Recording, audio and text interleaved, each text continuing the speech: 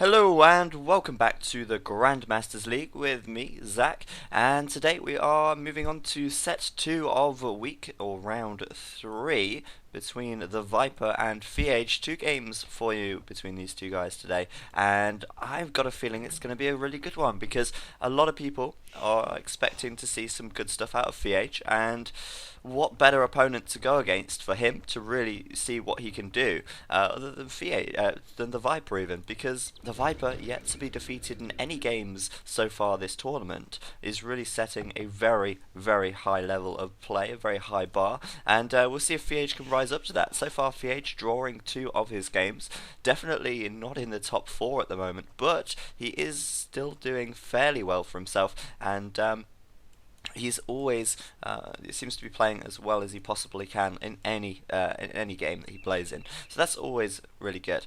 So we've actually got the Viper in yellow today, down to the left of the map.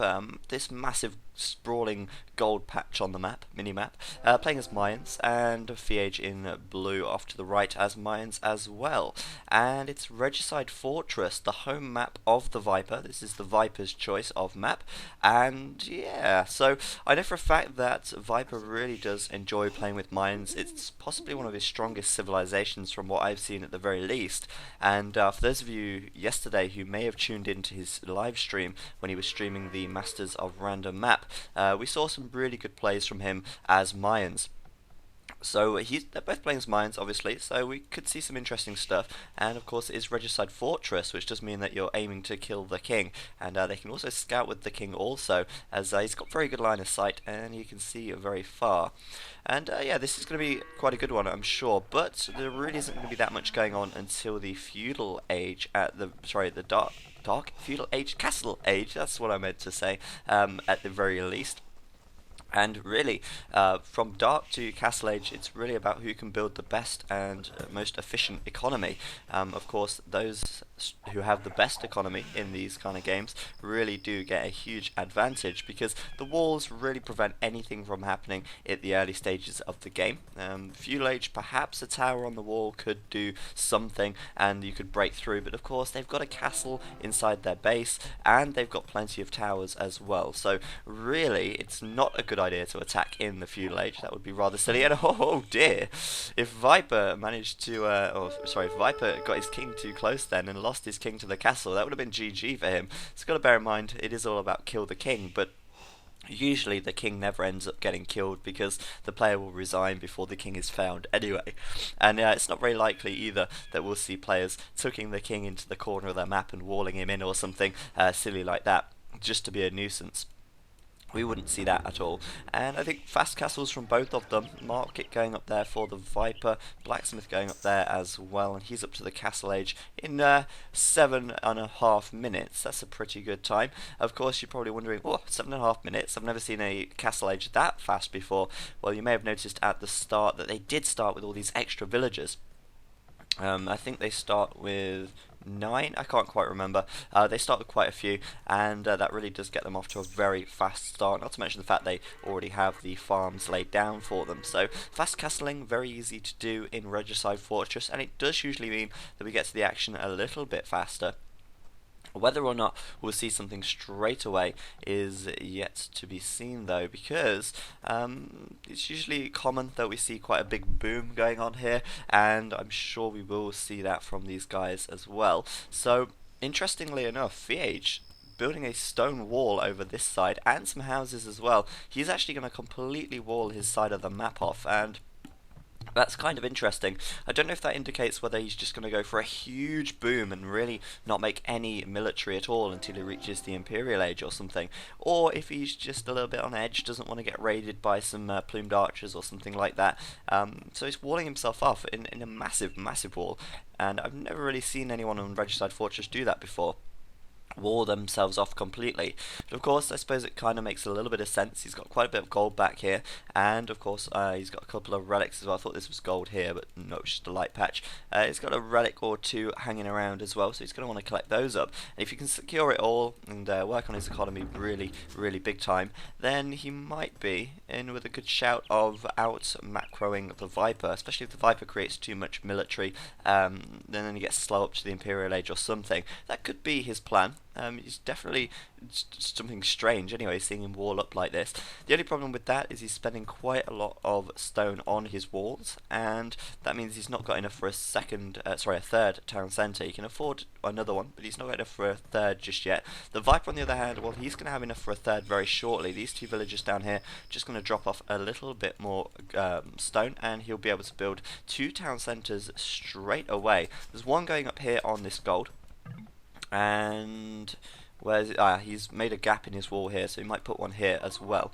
So it looks to me like Viper's going to be off to a little bit of a better start, because he's going to get his town centres up faster, and he's going to be pumping out villagers a lot faster, whereas FeAge, he's still going to have to gain a little bit more stone before he can even get his third town centre up. His second town centre going up on the gold, similar to the Viper, and I'm not sure where he's going to put his third just yet. We'll have to wait and see, but he is being slowed down because of this walling. However, I suppose there is a little bit of an advantage of doing this. It means that you can't just get raids coming in, as I said earlier, but the most common way to combat that is to do what the Viper's done here and build his town centres out away from his town, and then keep his villagers safe that way, rather than creating a full wall off. It's kind of interesting to me that he's decided to do that. But if we look at FeAge now, he's nearly got enough for his third castle. Wow, third town centre. Exactly the right amount of stone just there. That was very good indeed. And third TC going up at the back on the stone. So both of them deciding to go on the stone and the gold. And as Mayans, I know for a fact that the Viper likes to go with plumed archers, heavily plumed archers, and we've already seen an amazing Mayans performance from him in the Jordan games, when his second game against Jordan on Ghost Lake was a Mayans game. His style is very much to go with a lot of castles, lots of plumed archers, and then throw in some siege rams and trebuchets as well. And I wouldn't be surprised if we see something like that today. Of course, he's going to be able to do a huge boom thanks to these walls, giving him a fast castle opportunity and the extra town centres. Same for FeAge as well. He's going to be booming quite heavily. But the scores are quite different already, and I think that's because Viper's already making some plumed archers now.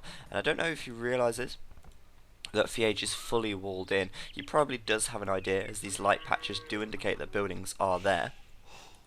So you might realise that FeAge is fully walled in. He's going to find out soon enough anyway. So these plumed archers kind of going to waste a little bit.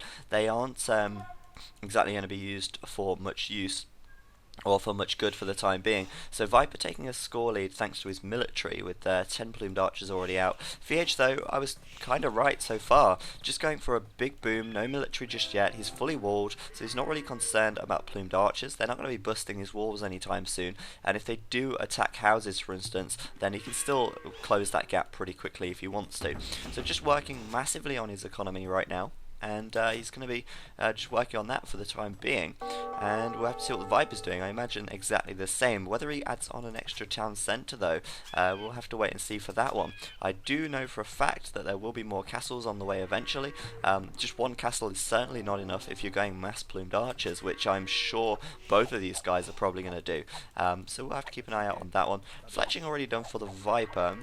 No real need to get Fletching just yet, but then again, if he is going to have a bit of a scuffle in the centre area with FeAge, then it would be a good idea to get Fletching if he was up against any more plumed archers. For the time being, though, FeAge still without any military, just building his first plumed archer right now at 14 and almost 15 minutes in. So it looks to me like for the time being we're not going to see much action, as FeAge just walling himself in there is going to be keeping himself safe from these plumed archers for quite some time, even coming behind here with a stone wall again, which is going to slow him down with the castle, but he's going to be safe from it, and he's going to be able to work very heavily on his economy. I think he's starting to build a few more plumed archers now. We'll keep an eye on if he decides to push out with those at any point, but for the time being, really not that much going on still. Viper just working on his economy, FeAge working on his economy, and that's really to be expected, to be honest with you. Just big boom, and now we can see him starting to take quite a bit of stone. We'll see a castle from him very shortly, I imagine. FeAge too, he's going to be on stone at the back here, but slightly less for the time being. And the more castles, the merrier in in Mayans wars, because they really are the kind of backbone. It's like if you're up against a Byzantine player, you want to aim to take down their castles, because that's where the cataphracts are going to be coming from, and the cataphracts just walk over everything. Same situation here. Going to be wanting to aim for the castles, take out the castles as fast and effectively as possible. That is the best thing to do, and it's also important that you have plenty of castles in reserve, so if you do lose a castle, you can quickly replenish your plumed archers without losing too much, because if you're teching up very heavily into plumed archers, the chances are you're not going to have many archery ranges behind that to back it up if they do go down. So just to be watching out for the castles, making sure that they are staying alive for as long as possible. And that, of course, makes it important to get up to the Imperial Age in a reasonable time too. It's all well and good going all out in the Castle Age, getting a huge boom and then spamming a lot of plumed archers, but getting up to the Imperial Age first can give you a big edge, as it does mean that you can get those trebuchets out and really start to take down your opponent's castles, which, as I just said, is really important in Mayan wars. Also, siege rams over mangonels, because siege rams absorb the arrow fire a lot better, and it's quite easy to micro, well, for a pro at any rate, it's quite easy to micro your plumed archers out of the way of mangonels and then hit and run them. But siege rams take a lot of damage to, they absorb a lot of damage even, and that does mean that if you have some siege rams in the battle, they'll absorb a lot of the enemy arrow fire, and then your plumed archers can go and do a lot more damage to the enemy plumed archers. So we'll probably see rams coming in as well over mangonels, and that's really the reason why you see rams rather than mangonels at the very least. And there we go, a castle coming forwards from the Viper, and because FeAge has walled himself in like this, he's staying within his walls, he's kind of just giving this middle area to the Viper, and the Viper is going to take it. He's going to put a castle right there. He's got a couple of golds at the front, so he's not going to be too worried about FeAge cooping himself up in his base. And look at that for a gold pile. Good luck collecting that one. That is one awkwardly placed gold. And Viper as well, collecting up his relics now also. FeAge just moving out with some plumed archers. If he finds this castle, he could kill off the villagers and delay it, but he's not going to find the castle. He's gone straight past it. He's going to go and try and hit some of Viper's economy. He is going to be able to do that just fine. Coming in now with the plumed archers, going to try and pick off some villagers if he can, but at the moment he's in range of the town centre. They don't have the best range. Only 6 range right there, and they can be upgraded to +3, which gives them 7, but not the most ranged unit in the game for sure, but they are pretty strong, and we'll see them engaging in just a moment. Looks like Viper's got more numbers at the moment, so FeAge is going to want to run away, and also, and there's a university. I knew a university would be coming up at some point, because I imagine FeAge has even got one. Nope, I was going to say, very important that you get ballistics, especially at this stage before you're going up to Imperial, because if you are going to have these plumed archer wars, it does make it that much easier to kill your enemy if your arrows actually hit them, and it means that they can't micromanage out of the way and avoid all your arrow fire, because ultimately you'll be able to hit them even if they're moving, which is so important to get ballistics. And I think Viper's probably researching it already. Yeah, there we go, researching it now. And important to note as well, going up to the Imperial Age already. FeAge also going Imperial, but Viper with a little bit of a time lead here. Already getting up to the Imperial Age, a second castle coming forwards, and it looks like he's really going to start putting the pressure on here. FeAge also a castle in defense, and FeAge is playing this very defensively, I've got to say. University coming it from him as well. We'll see ballistics out of him very shortly, but FeAge is playing very defensive. There's an archery range to get thumb ring, increasing the fire rate of the plumed archers, very worthwhile to do, and I can't see an archery range from FeAge at the moment, which does mean that FeAge is at a quite big disadvantage with upgrades at the moment. It looks like they're equal on the actual attack and defense upgrades, but without ballistics or thumb ring, he's going to be affected quite significantly. Of course, once we reach Imperial Age, we'll be expecting to see Elite Plumed Archer, bracer, chemistry, all the extra archer armor defenses will be on the way, I'm sure. But this is what's really important. The Viper holding some high ground here, 2 castles on the edge of FeAge's base, and he's going to reach Imperial first, which does mean that the trebuchets are going to be coming out very quickly, and he will have a little bit of a window of opportunity to take down this castle and break the walls down before FeAge can even reach the Imperial Age, which is going to be, before he can even get a trebuchet out, that is, which is going to be quite important for him. And at the moment, FeAge actually on the upgrade advantage. He's got the extra armor upgrade, but slower into the Imperial Age does mean that he's going to be at a little bit of a disadvantage still. And of course, we have got the Viper at the front here. Now into the Imperial Age, there's a couple of trebuchets coming out. He's going to want to get the castle down as fast as he possibly can. There's the Siege Workshop as well. I wonder if he's got another. No, just that. We might see Capture Ram coming out very shortly, but at the moment, just building a battering ram, he might be trying to bust through these walls pretty quickly, and that could work out very well for him indeed. A lot of Plumed archers out on the field as well, 35 for him. FeAge just on 28 for the time being, and I think as well, Viper will be going for the bracer, there we go, and the chemistry upgrade fairly shortly if he can afford it, as well as the elite plumed archer at some point. He's also adding on more castles over here, keeping his gold safe, making sure that he's got plenty of castles around to A, protect his base, and B, make plumed archers from. He needs to replenish them very quickly if they do die. And we saw that in the Jordan game as well. He simply just managed to outmass his opponent, and now we see the trebuchet fire coming in, and it looks like FeAge just reaching Imperial. He's going to make a trebuchet of his own. He's going to make 2 in fact, but by the time he's got 2 out, Viper's going to have 4, and he's going to be at a huge advantage from that, and could quite possibly do quite a bit of damage. He's just taken out his blacksmith as well. I'm not sure if he's got another blacksmith. He's actually building one back here. That is going to be a problem for FeAge, because FeAge is going to be significantly hindered in his upgrading now.